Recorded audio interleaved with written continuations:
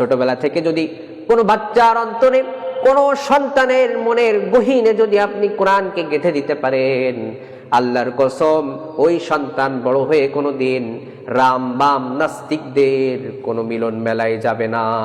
রব্বুল আলামিন বলেন সূরা তাহরিমের 4 নম্বর আয়াতের মধ্যে, ইয়া আইয়ুহাল্লাযীনা আমানু কু আনফুসাকুম ওয়া আহলিকুম নারা, ওহে বিশ্বাসীরা, তোমরা জাহান্নামের আগুন থেকে নিজেরা বাঁচার পাশাপাশি তোমাদের পরিবারদেরকেও বাঁচাও, পরিবারের সদস্যদেরকেও বাঁচাও। এই আয়াত থেকে স্পষ্ট বোঝা যায় নিজে জাহান্নামের আযাব থেকে বাঁচার জন্য চেষ্টা করতে হবে, সাথে সাথে নিজের পরিবারকেও বাঁচানোর চেষ্টা করতে হবে। পরিবারকে বাঁচানোর দ্বারা উদ্দেশ্য হলো তাদেরকে ইসলাম সম্পর্কে শিক্ষা দিতে হবে, তাদেরকে নৈতিকতা শেখাতে হবে, তাদেরকে রাসূলের আদর্শ শিক্ষা দিতে হবে, তাদেরকে সাহাবীদের আদর্শ শিক্ষা দিতে হবে। আর এইভাবেই তাদের জীবনটাকে এমন ভাবে তৈরি করে দিতে হবে যেন তারা জাহান্নামের দিকে না গায়। এই যে যাদের বাসায় ছোট ছোট বাচ্চা আছে, ছোট ছোট ছেলে মেয়ে আছে, সন্তান আছে, তারা ভালো করে শোনেন।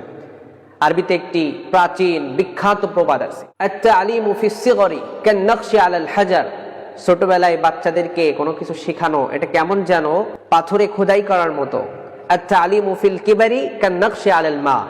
আর বৃদ্ধকালে কোনো কিছু শেখা বা শেখানো এটা কেমন যেন পানিতে লেখার মতো। পানিতে কি কখনো লেখা স্থির থাকে?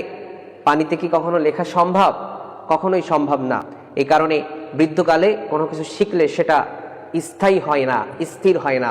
কিন্তু ছোটবেলায় আপনি যা শিখবেন, আপনার সন্তানদেরকে যা শিখাবেন, সেটাই তার মনের মধ্যে গেঁথে যাবে। এই জন্য তাকে ছোটবেলা থেকেই ইসলামের এবং ঈমানের শিক্ষা দিবেন, নৈতিকতার শিক্ষা দিবেন, রাসূলের আদর্শ তাদেরকে বাচ্চাদেরকে শেখাবেন। নবীজি বললেন, মুরু আওলাদাকুম বিস-সালাহ ওয়া হুম আবনাউ 7 সিনিন ওয়াজরিবুহুম আলাইহা ওয়া হুম আবনাউ 10।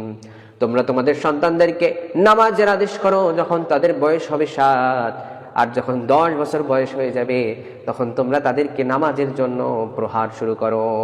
এই হাদিস থেকে বোঝা যায় ছোটবেলা থেকেই আমাদের সন্তানদেরকে নামাজের গুরুত্ব শেখাতে হবে, নামাজের শিক্ষা দিতে হবে। শুধু তাই নয়, বিশ্বনবী বললেন, আদিবু আওলাদাকুম আলা 3 খিসাল।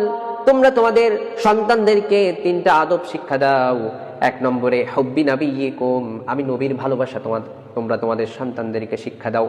ওয়া হুব্বি আহলি বাইতিহি, 2 নম্বরে আমার আহলে বাইতের ভালোবাসা তাদেরকে শিক্ষা দাও। 3 নম্বরে যে শিক্ষাটা দিবে সেটা হলো ওয়া কিরাআতিল কুরআন, কোরআনের শিক্ষা দাও।